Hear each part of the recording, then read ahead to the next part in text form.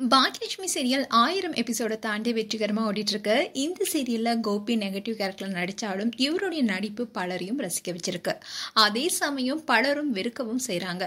ஒரு கட்டத்துல நிஜ வாழ்க்கையிலையும் இவரை திட்ட சீரியலை விட்டு விலகலான்னு முடிவெடுத்து இன்ஸ்டாகிராம் பேஜ்ல தான் சீரியல் விட்டு விலக போறதா சொல்லியிருந்தாரு. ஆனா கோபியோடைய ரசிகர்கள் நீங்க சீரியல் விட்டு போனா அந்த கேரக்டருக்கு யாரும் செட் ஆக மாட்டாங்கன்னு சொல்ற அளவுக்கு வந்துட்டாங்க. அப்புறம் கோபி மனசை மாத்திட்டு மீண்டும் அவருடைய கேரக்டர்ல அழகா நடிச்சிட்டு வராரு. கோபி சீரியல்ல வில்லனா இருந்தாலும் நிஜ வாழ்க்கையில அன்பான கணவர். இவருடைய மனைவி யாருன்னா கீதா விஜயன். இவங்க யாருன்னா மலையாள சினிமா நடிகை. இவங்க பல படங்கள் நடிச்சிருக்காங்க அண்ட் பிரபலமான நடிகையும் கூட. அண்ட் மலையாள திரையுலகமே பாலியல் புகார்களால அதிர்ந்து போயிருக்கு. இந்நிலையில மலையாள இயக்குனர் துளசிதாஸ் ஷூட்டிங் அப்போ தனக்கு பாலியல் தொல்லையை அளித்ததான் நடிகை ஒருவர் சொன்னாங்க. இதை தொடர்ந்து ஹேமா கமிட்டி 2019 ஆண்டு அறிக்கையை அரசு கிட்ட சமர்ப்பிச்சாங்க. இந்த அறிக்கையில இருக்கிற விவரங்கள் இப்போ பொதுவெளியில வெளியிடப்பட்டிருக்கு.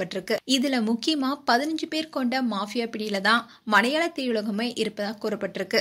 மலையாள திரையுலகத்தின் மீதான ஹேமா கமிட்டி அறிக்கை வெளியானதுக்கு அப்புறமா அடுத்தடுத்த நடிகைகள் பாலியல் புகார் தெரிவிச்சிட்டு வராங்க.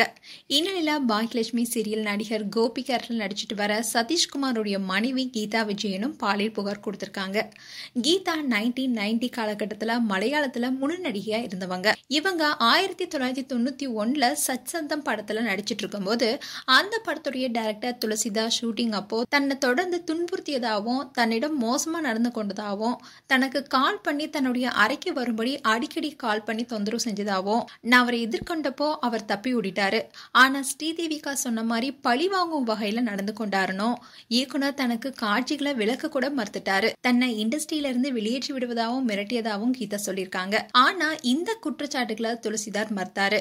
சஞ்சத்தம் படத்தின் போது கீதா மற்றும் நடிகர்களுடன் சேர்ந்து ஒரு சுவாரஸ்ய அனுபவத்தை பெற்றதாகவும் நான் ஒருபோதும் அவங்களுடைய கதவை தட்டவே இல்லைன்னு சொல்லியிருக்காரு. மேலும் மலையாள திரையுலகில் அடுத்தடுத்து நடிகைகள் பாலியல் புகார் அளித்து வருவது மலையாள திரையுலக அதிர்ச்சியை செஞ்சிருக்கு.